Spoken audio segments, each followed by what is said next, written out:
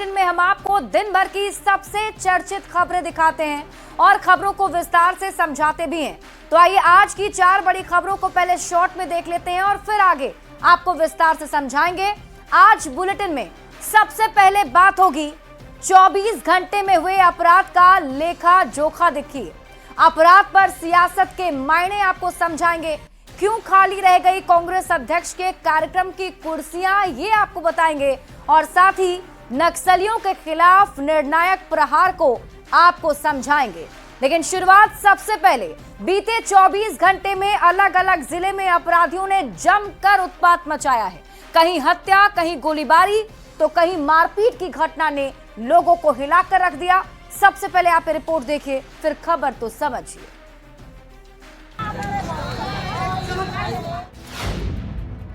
कहीं हत्या से हाहाकार,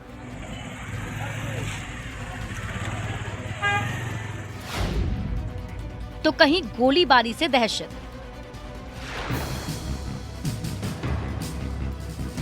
बीच सड़क पर आग जलाकर प्रदर्शन करते लोगों की इन तस्वीरों को देखिए।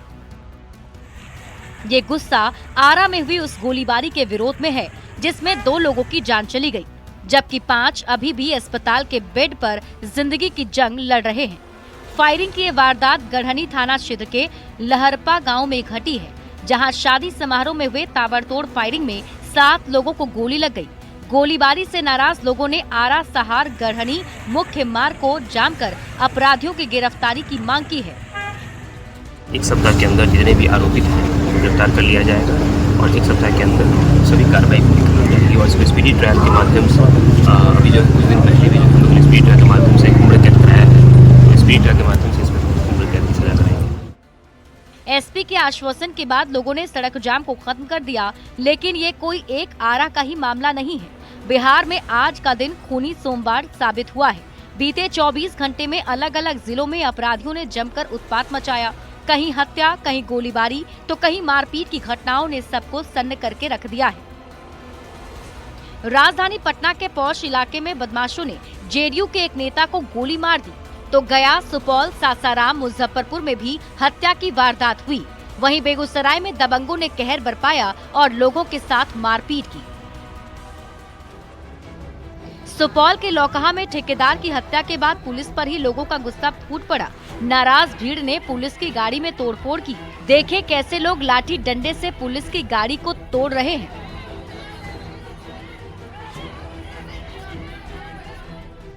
सवाल है, क्या बिहार में बदमाश बेलगाम हो चुके हैं? क्या अब अपराधियों को पुलिस का डर नहीं रहा? और क्या पुलिस का इकबाल खत्म हो गया है? Bureau report, news 18।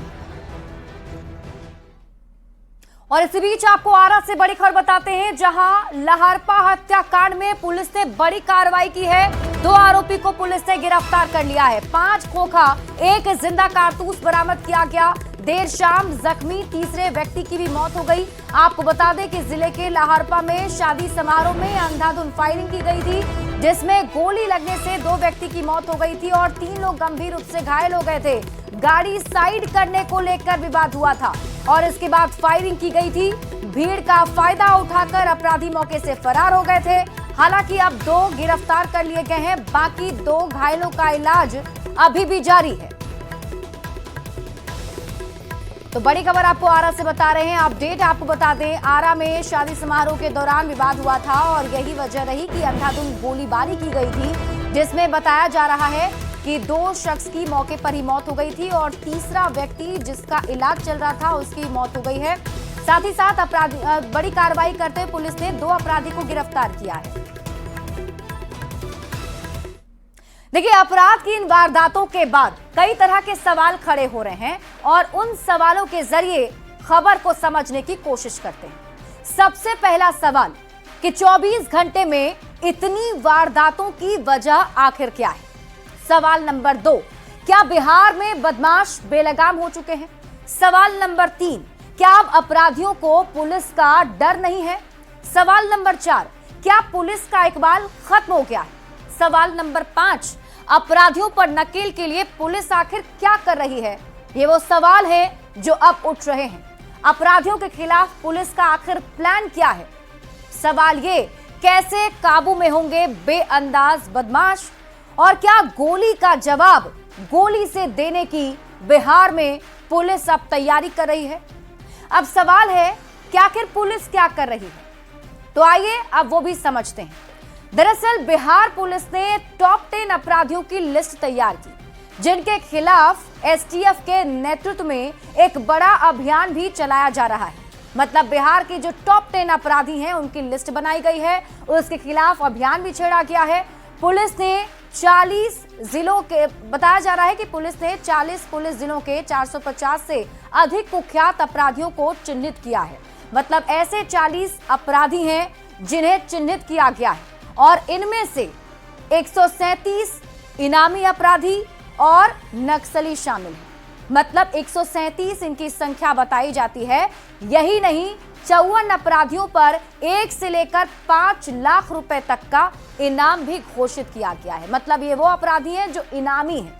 कार्रवाई की बात करें तो 40 दिनों में 17 नक्सलियों को और 17 कुख्यात अपराधियों को पुलिस की टीम ने गिरफ्तार किया है। मतलब गिरफ्तारी का दौर भी जारी है। इनके पास से AK-47, 3 SLR राइफल, 4 राइफल और 986 कारतूस अब तक बरामद किए जा चुके हैं।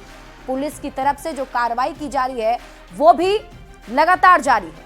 सिर्फ दानापुर के 4 जिलों की बात कर लीजिए तो 28 से 29 मार्च तक 24 घंटे के अंदर पुलिस के एक्शन की वजह से 67 अपराधी गिरफ्तार किए गए, जबकि 20 अपराधियों ने कोर्ट में सरेंडर कर दिया है।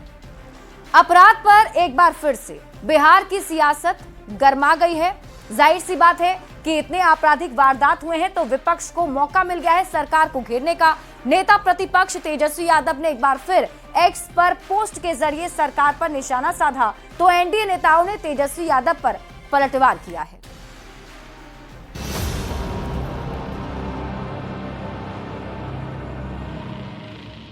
चिलचिलाती गर्मी में सड़क पर जुटी लोगों की भीड़ और बीच सड़क धधकती इस आग ने बिहार की राजनीति को भी लहका डाला है। ये आग आरा गढ़हनी मुख्य मार्ग पर जल रही है, लेकिन इसकी आंच 54 किलोमीटर दूर पटना के सियासी गलियारे तक पहुंच चुकी है। नेता प्रतिपक्ष तेजस्वी यादव ने सोशल साइट एक्स हैंडल पर एक के बाद एक कई पोस्ट किए। तेजस्वी ने लिखा, भोजपुर में भीषण खूनी संग्राम, 7 लोगों को मारी गोली, 2 युवकों की मौत, 5 घायल, 2 की हालत गंभीर। बिहार में कानून व्यवस्था ध्वस्त, सरकार का इकबाल खत्म, 2 नकारा उप मुख्यमंत्री, दोनों पक्षों की जातियां खोजने में लगे। तेजस्वी यादव ने अपराध के मुद्दे पर सरकार पर निशाना साधा तो एनडीए नेताओं ने पलटवार करने में तनिक भी देर नहीं की। बिहार में संगठित अपराध के साम्राज्य के राजकुमार और अपराधियों के पनाहगार दल के राजकुमार तेजस्वी यादव जी को ये छोटी सी बात समझ में नहीं आती है कि बिहार में अब संगठित अपराध नहीं होते हैं। बीजेपी के बाद जेडीयू की ओर से भी तेजस्वी यादव को जवाब दिया गया। जेडीयू प्रवक्ता मनीष यादव ने कहा कि तेजस्वी के आरोपों का जवाब पुलिस मुख्यालय पहले ही दे चुका है। बिहार अपराध के मामले में देश स्तर पर काफी पीछे है। आपके द्वारा लगातार झूठ और भ्रम बिहार में फैलाया जाता है। चुनावी साल में विपक्ष अपराध के मुद्दे पर सरकार को घेरने की कोशिश कर रहा है। खासकर तेजस्वी यादव बिहार में कहीं भी कोई अपराध की वारदात हो, तेजस्वी उसे लेकर सरकार पर निशाना जरूर साधते हैं। आरा से चंदन कुमार और पटना से संवाददाता अमित कुमार के साथ ब्यूरो रिपोर्ट, न्यूज़ 18। अपराध पर आरोप प्रत्यारोप वाली सियासत अब आपको समझाते हैं।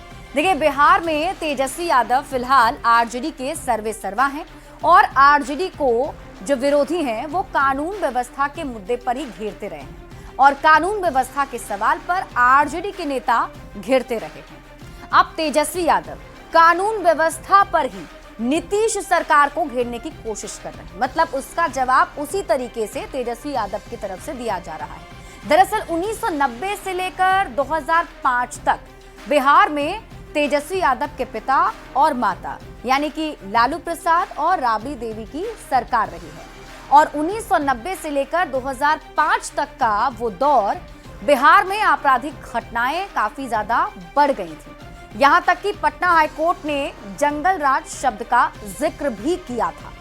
विरोधी कानून व्यवस्था के मुद्दे पर आरजेडी को घेरते रहे हैं और कानून व्यवस्था के मुद्दे पर ही आरजेडी की सरकार भी चली गई थी। वहीं दूसरी ओर नीतीश सरकार में अपराध के खिलाफ सख्त कार्रवाई हुई, जिसकी वजह से बेहतर कानून व्यवस्था बिहार में देखने को मिली और यही वजह रही कि नीतीश कुमार को सुशासन बाबू कहा जाने लगा। चूंकि 2025 में तेजस्वी के महागठबंधन का सीधा मुकाबला एनडीए से है और नीतीश कुमार बिहार में एनडीए का नेतृत्व कर रहे हैं, तो ऐसे में अब तेजस्वी यादव अपराध पर नीतीश सरकार को घेरते हैं और नीतीश कुमार की छवि पर निशाना साधने की कोशिश करते हैं। दरअसल तेजस्वी यादव विरोधियों से कानून व्यवस्था का ये मुद्दा छीनना चाहते हैं और जंगल राज वाले दाग को धो देना चाहते हैं। ये तभी संभव है जब आमने सामने वाले को भी उसी आरोप से घेरा जाए। यही वजह है कि अपराध के किसी भी मामले में तेजस्वी यादव सरकार पर निशाना साधना नहीं भूलते हैं और लगातार अपराध के मुद्दे को लेकर सरकार को घेरते हैं। बढ़ते हैं आगे और बात अगली खबर की। बक्सर में मल्लिकार्जुन खड़गे की फेल रैली पर कांग्रेस की भारी फजीहत हो रही है। खड़गे की जनसभा में कुर्सियां खाली रह जाने के बाद पार्टी ने जिला अध्यक्ष मनोज कुमार पांडे पर ठीकरा फोड़ते हुए उन्हें निलंबित कर दिया है। लेकिन मल्लिकार्जुन खड़गे के फ्लॉप शो पर सियासत भी खूब हो रही है।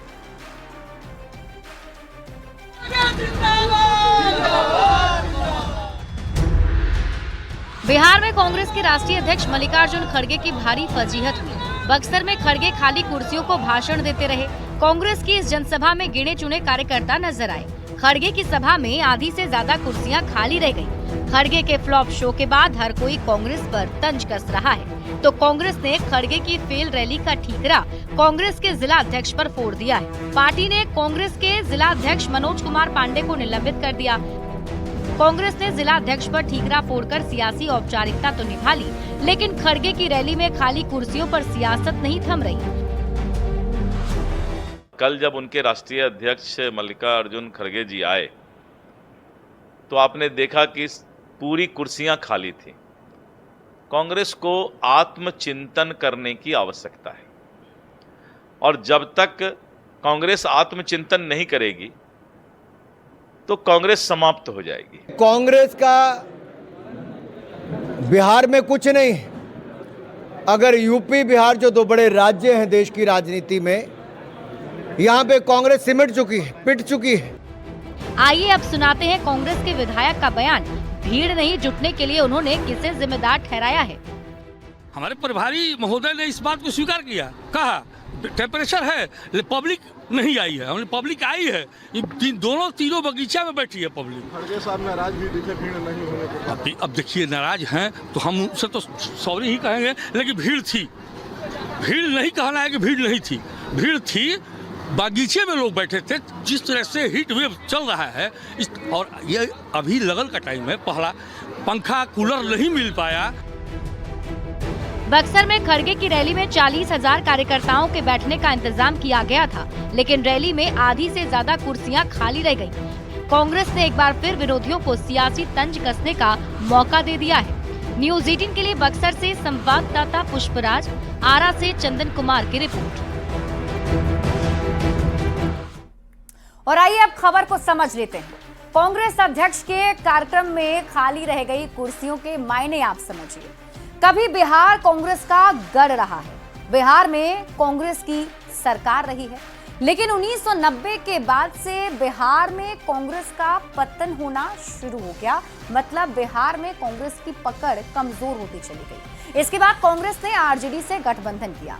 कांग्रेस का कोर वोट बैंक छिटक कर दूसरी पार्टियों में चला गया है। इसके बाद कांग्रेस आरजेडी की बैसाखी के सहारे चलती रही है, यानी जमीन पर कांग्रेस के कार्यकर्ता बहुत कम बचे हुए हैं। कांग्रेस अध्यक्ष की रैली में खाली रह गई कुर्सियों की यही वजह बताई जा रही है।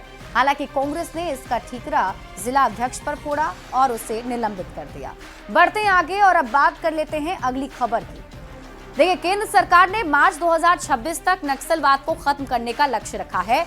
खुद गृह मंत्री अमित शाह कह चुके हैं कि मार्च 2026 तक देश से नक्सलवाद खत्म कर दिया जाएगा।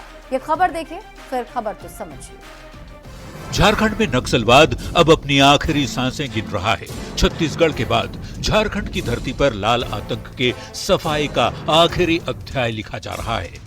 एक्शन में दिख रही सुरक्षा बल और पुलिस टीम को रविवार को एक बड़ी सफलता मिली। बोकारो के लुगुबुरु पहाड़ी इलाके में टीम ने एनकाउंटर किया और मुठभेड़ में 1 करोड़ का इनामी सहित 8 नक्सलियों को ढेर कर दिया। बोकारो जिला पुलिस और मुख्यालय के इनपुट पर आज लुगु पहाड़ी के तलहटी पर सुरक्षा बलों ने नक्सलियों पर जोरदार प्रहार किया।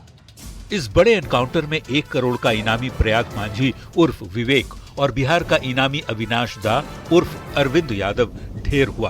प्रयाग धनबाद और अविनाश जमुई का रहने वाला था, जिनके पास से 4 इंसास, 1 SLR और 1 रिवॉल्वर भी बरामद किए गए। झारखंड के डीजीपी ने अब बचे हुए नक्सलियों को आखिरी अल्टीमेटम दिया है, या तो वो हथियार छोड़कर मुख्य धारा में शामिल हो या फिर मरने के लिए तैयार रहें।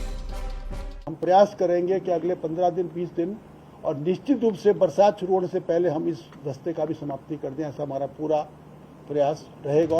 नक्सलियों का सफाया करने में CRPF, cobra battalion, Jharkhand police और जगुआर की टीम लगी हुई है। नक्सलवाद के खात्मे के लिए जो रणनीति बनाई गई थी वो सफल होती दिख रही है। देखना है झारखंड कब तक नक्सल मुक्त घोषित होता है। रांची संवाददाता ओम प्रकाश और बोकारो संवाददाता मृत्युंजय कुमार के साथ ब्यूरो रिपोर्ट, न्यूज़ 18। और अब आप खबर तो समझिए। केंद्र सरकार ने मार्च 2026 तक नक्सलवाद को खत्म करने का लक्ष्य रखा है। खुद गृह मंत्री अमित शाह कह चुके हैं कि 2026 तक देश से नक्सलवाद खत्म कर देंगे। नक्सलवाद को खत्म करने के लिए सरकार किस ढंग से और कैसे काम कर रही है, इसको समझने के लिए 2010 से अब तक की स्थिति को देखना होगा। 2010 में देश के 10 राज्य और उन राज्यों के 126 जिले नक्सल प्रभावित थे, जबकि 2024 में 9 राज्यों के मात्र 38 जिलों तक नक्सलवाद की समस्या सिमट कर रह गई है। यानी केंद्र की रिपोर्ट के अनुसार अभी देश में 9 राज्यों के मात्र 38 जिले हैं जो नक्सल प्रभावित हैं। अब जो 9 राज्य नक्सल प्रभावित हैं उनके बारे में आपको बता देते हैं। छत्तीसगढ़, आंध्र प्रदेश, झारखंड, केरल, मध्य प्रदेश, महाराष्ट्र, ओडिशा, तेलंगाना और पश्चिम बंगाल वो राज्य हैं। अब अगर 2004 से 2014 तक के यूपीए शासन और 2014 से 2024 के मोदी सरकार की बात करें तो 2004 से 2014 तक 16,463 नक्सली हिंसा हुई, जबकि 2014 से 2024 तक नक्सली हिंसा की घटनाएं घटकर 7,744 रह गई हैं। मतलब 53% की कमी देखने को मिली है। नक्सलवाद के खिलाफ मोदी सरकार के प्रहार का असर भी दिख रहा है। अगर पिछली सरकार से तुलना की जाए तो 2004 से 2014 तक के मुकाबले में 2014 से 2024 के 10 सालों में सुरक्षा बलों की मृत्यु में 73% की कमी आई, जबकि नागरिकों की मौत में 70% की कमी आई है। सिर्फ 2024 की बात करें तो 2024 में 290 नक्सली मारे गए, 1090 गिरफ्तार हुए, जबकि 881 नक्सलियों ने आत्मसमर्पण कर दिया है। एरिया कमांडर शांति देवी और मनोज टूडू मारे गए, जबकि 15 लाख का इनामी रणविजय महतो उर्फ रंजन गिरफ्तार कर लिया गया।